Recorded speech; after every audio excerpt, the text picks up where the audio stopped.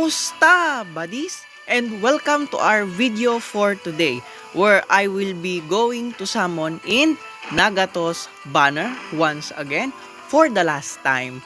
And I will pull in the AOM banner using the free tickets that I got in the AOM missions, okay?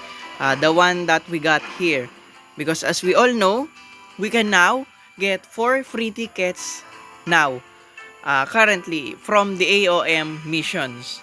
If you ask me, why still summon to Nagato even though he is not 100% an instacast shinobi anymore? He will not 100% instacast his jutsu. Well, first things first, just as I have mentioned, he is one of my favorite characters in Naruto. And secondly, I've already begun investing in him, and I don't want to let him just like that. So I want to finish what I have started because thirdly, I think he is a good defender in final room anyways. So whether he is not 100% instacast or not, I've decided I think I will still put him in my final room. And since his LB and his is a 7-star upgradable anyway, so it has more power compared to the current kits that I have. And I feel proud of acquiring a somewhat complete kit of shinobi of this kind because as you all know, I got shafted in Sasuke and Naruto the last, and I bought Naruto and Sasuke Light and Shadows kit using real money, if you recall that. I no need to explain why I call it that way. So anyway, so in order to expand more my collection of 7-star upgradable limit break, so I will push Nagato. Okay? So anyways, before we will summon now, if you notice, I've already pulled in round 1 step 3 already. Few days ago after the attack mission resets and after gaining Shinobites from there. And this is what I've got.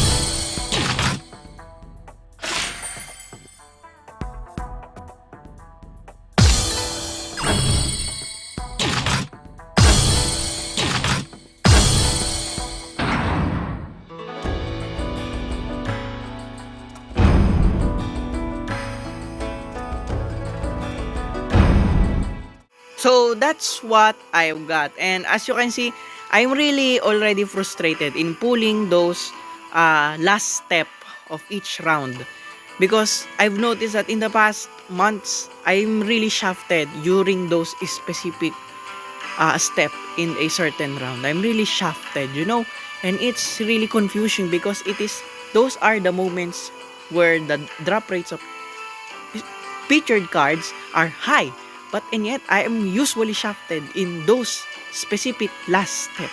So let's see in this round 2 step 1 if we will be lucky, if we're going to get the new EX ult of Nagato. Hopefully, I also want that. So before we move into Nagato, let's first pull in Deidara Chronicles ticket summon. Okay?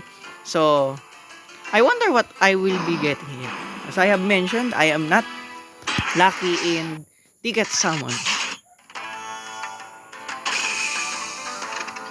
By the way, so the rumors are true. Indeed, Deidara will come out. And as we have all know, the AOM banner is updated. Now they have featured Shinobi along with those featured Shinobi during AOM. So it's really, somewhat for me, it's good. Wrong banner card. Let's see what's the next one. I guess I now understand why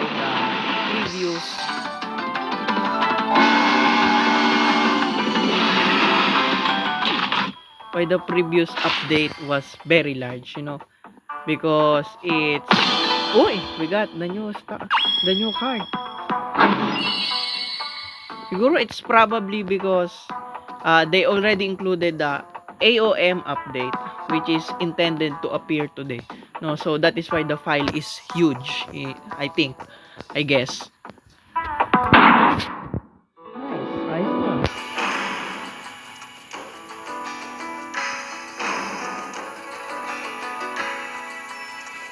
So the double strip 4-star is back, as you can see here.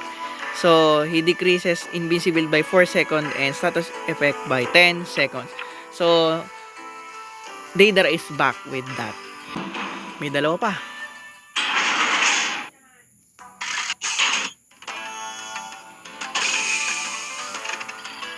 Anyways, I don't have his old EX ult anyways. And I don't like him that much. Kaya we will not summon there in Deidara's banner. Ngek. Ticket.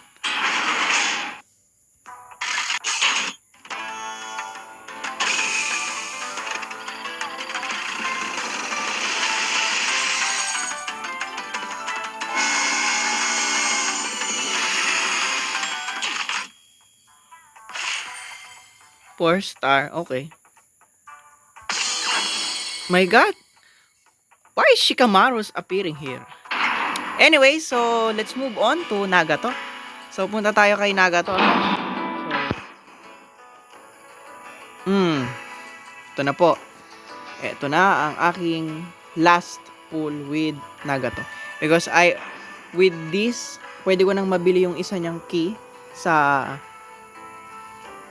exchange shop, and I will just wait for his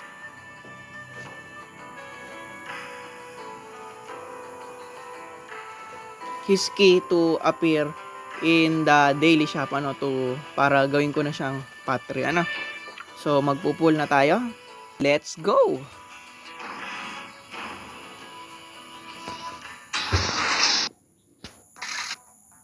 Sana po makuha ko na talaga yung EX ult.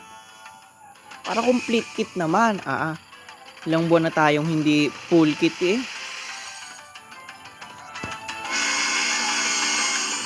Of course, guaranteed 4-star nga eh. After nito, kung hindi ko man makuha yung new EX ult niya, I guess, i-spend ko na lang yung mga hinigup kong points do sa iba niyang jutsu dun sa current EX ult na gamit ko, yung old EX ult niya. To upgrade it. Nako po, mukhang shafted na nga. Hala! Wala na. Sila kaya ito? Wow! Thank you po! Mga katropa, this is first time in after 5 months or 4 months. Wow! So, naka-full kit din tayo. Salamat naman. So, sabi ko nga, shafted na ako since October. Yes, October. Kila Jubito, Madara, and Jubidaras banner. Starting from those days. And yes, sunod-sunod na shafted na yun. And now, as you can see, in my normal rate ng pagsasamon, we just got the full kit officially of Nagato. Nakakalungkot lang so hindi umabot tong EX ult na to nung VLWC para at least nakapag-participate ako. Kasi hindi ako nakapag-participate, guys.